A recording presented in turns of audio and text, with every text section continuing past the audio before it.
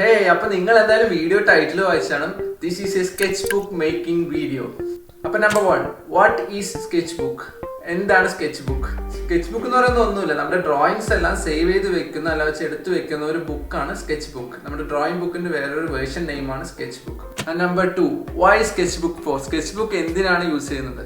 And listen, this is the most important thing. Okay, നമ്മൾ കുറേ പേപ്പേഴ്സിൽ വരച്ചിട്ട് അങ്ങോട്ട് ഇവിടെ കളയുന്നേക്കാൾ എത്രയോ ബെറ്റർ അല്ല നമ്മൾ ഒരു ബുക്കിനകത്ത് വരച്ച് ആ ബുക്ക് എടുത്ത് വെക്കുന്നത്. നമുക്ക് എപ്പോഴാണെന്ന് വെച്ചാൽ മെമ്മറി പോലെ എല്ലാം വെച്ച് നമുക്ക് എപ്പോൾ വേണമെങ്കിലും എടുത്ത് നോക്കാമല്ലോ.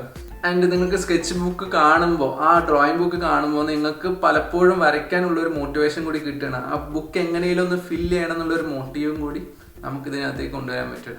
ആൻഡ് ഈ സ്കെച്ച് ബുക്ക് ഓൾമോസ്റ്റ് ഫില്ലായെന്ന് വെച്ചാൽ നിങ്ങൾക്ക് നിങ്ങളുടെ പ്രോഗ്രസ് നോക്കാം. ഓൾമോസ്റ്റ് ഒരു 15 to 20 ഡ്രോയിങ്സ് ഒക്കെ ആയെന്ന് വെച്ചാൽ നിങ്ങൾക്ക് ഫസ്റ്റ് പേജ് എടുത്ത് നോക്കുമ്പോൾ നിങ്ങളുടെ ഡ്രോയിങ് ആൻഡ് 15th പേജ് എത്തുമ്പോഴേക്കും അത് എത്രത്തോളം മെച്ചപ്പെട്ട് നല്ല ഡ്രോയിങ് ആയിട്ട് വന്നെന്ന് നമുക്ക് കണ്ടാൽ തന്നെ മനസ്സിലാവും. അപ്പോൾ ഒരു സിമ്പിൾ നീറ്റ് ആൻഡ് ആൻറ്റീക്ക് ആയിട്ടുള്ള ഒരു സ്കെച്ച് ബുക്ക് എങ്ങനെ ഉണ്ടാക്കാൻ നോക്കാം. പലർക്കും അത് ഇഷ്ടപ്പെടണമെന്നില്ല, but personally I do like that. Okay, അപ്പോൾ അതെങ്ങനെ ഉണ്ടാക്കാൻ നോക്കാം.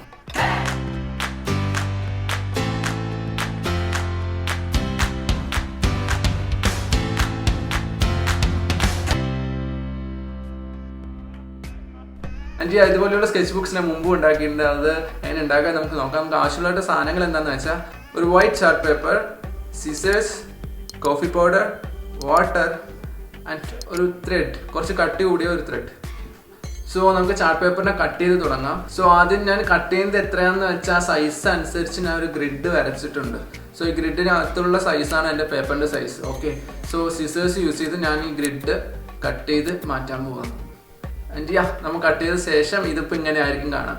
സോ ഈ സൈസിലായിരിക്കും എൻ്റെ സ്കെച്ച് ബുക്ക് ഉണ്ടാവുക. ഇത് ഞാൻ ആദ്യം തന്നെ പറഞ്ഞായിരുന്നു, ഇതൊരു ആൻറ്റീക്ക് അല്ല വെച്ചാൽ പഴയ കാലത്ത് ഓർമ്മപ്പെടുത്തുന്ന ഒരു സ്കെച്ച് ബുക്കാണ് ഞാൻ ഇവിടെ ഉണ്ടാക്കാൻ പോകുന്നതെന്ന്. സോ പഴയ കാലം എന്ന് പറയുമ്പോൾ കുറേ ടിയറബിൾ അല്ല വെച്ചാൽ സൈഡൊന്നും എഡ്ജസ് ഒന്നും ഇല്ലാത്ത സ്കെച്ച് ബുക്കാണ് ഞാൻ ഇവിടെ മീൻ ചെയ്യുന്നത്. സോ അതിനെന്താ ചെയ്യേണ്ടത് വെച്ചാൽ നമ്മൾ എഡ്ജസ് എല്ലാം കൈ ഉപയോഗിച്ച് ചുമ്മാ റഫായിട്ട് ടിയർ ചെയ്ത് കളയാം. ഓക്കെ, ടിയർ ചെയ്യുമ്പോൾ സൂക്ഷിച്ച് ടിയർ ചെയ്യാം കേട്ടോ. അകത്തേക്ക് പേപ്പറിന് ഒരുപാട് അകത്തേക്ക് ടിയർ ചെയ്യാതെ എഡ്ജസ് മാത്രം ടിയർ ചെയ്ത് കളയാം. സോ ഇതിപ്പോൾ കണ്ടാൽ തന്നെ മനസ്സിലാവും, ഒരു പഴയ കാലത്തെ ഒരു പേപ്പർ അല്ല വെച്ചാൽ പണ്ട് കാലത്തുള്ള കുറേ ഓൾഡ് ആയിട്ടുള്ള ഒരു പേപ്പർ പോലത്തെ നമുക്ക് ഇപ്പോൾ റിസംബിൾ ചെയ്യാൻ പറ്റുന്നുണ്ട് ഇത് നോക്കുമ്പോൾ തന്നെ.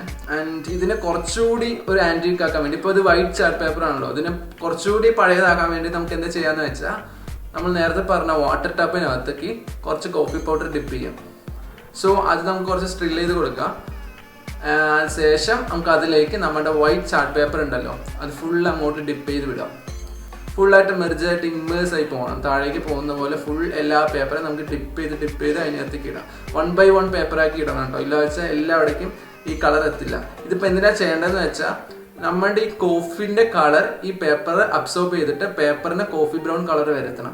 അങ്ങനെ വന്നെന്ന് വെച്ചാൽ അതൊരു ആൻറ്റീക്കില്ല വെച്ചാൽ പണ്ടത്തെ കാലത്തെ ഒരു പേപ്പർ പോലെ റിസംബിൾ ചെയ്യിപ്പിക്കാൻ നമുക്ക് പറ്റും. സോ ഇത് ചെയ്ത ശേഷം നമുക്ക് ഒരു സൈഡിലേക്ക് ഇത് മാറ്റി വയ്ക്കാം. ഇത് 1 or 2 days 1-2 ദിവസം എടുക്കും ഇത് ഫുൾ അബ്സോർബ് ചെയ്തെടുക്കാൻ. ഞാനിത് 2 days ശേഷം എടുക്കുകയാണ്. അപ്പോൾ ഡ്രൈ ചെയ്യാനായിട്ട് ഓരോ പേപ്പർ സ്പ്രെഡ് ചെയ്ത് വെക്കാം. സോ ഇത് ഡ്രൈ ആവാനായിട്ട് 1 day ഫുൾ കംപ്ലീറ്റ് ആയിട്ട് എടുക്കും. സോ നെക്സ്റ്റ് ഡേ നമുക്ക് എടുത്ത് നോക്കാം. അപ്പോൾ എല്ലാ പേജസിലും കോഫി ബ്രൗണിൻ്റെ സ്റ്റെയിൻ നല്ലപോലെ പുരണ്ടിട്ടുണ്ട്. So this is actually looking like an antique, പഴയ കാലത്തെ ഒരു പേപ്പർ പോലെ ഇപ്പം തന്നെ ആയി. ആൻഡ് ഇപ്പോൾ ഇനി എന്താ ചെയ്തെന്ന് വെച്ചാൽ എല്ലാ പേപ്പറും ചേർത്ത് പിടിച്ച ശേഷം 2 ഹോൾസ് ഉണ്ടാക്കുക. ടോപ്പ് റൈറ്റിലൊന്ന്, top ലെഫ്റ്റിലൊന്ന്.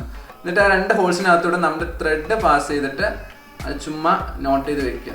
And this is it. ഇത്ര സിമ്പിൾ ആയിരുന്നു. അതിന് നമുക്ക് ഇതിനകത്ത് ഡ്രോയിങ് ചെയ്തിട്ട് എങ്ങോട്ടാണെന്ന് വെച്ചാൽ ക്യാരി ചെയ്യാം. നമുക്ക് വീട്ടിലോട്ട് വെക്കാമെന്ന് വെച്ചാൽ അങ്ങനെയും വെക്കാം, എന്ത് വേണമെങ്കിലും ചെയ്യാം. ചുമ്മാ ഡ്രോ ചെയ്ത് സേവ് ചെയ്ത് വയ്ക്കാം. Okay, fine. ആൻഡ് അടുത്ത വീഡിയോയിൽ വേറൊരു അടിപൊളി ടിപ്പായിട്ട് വരുന്നതായിരിക്കും. See you guys in the next video. By.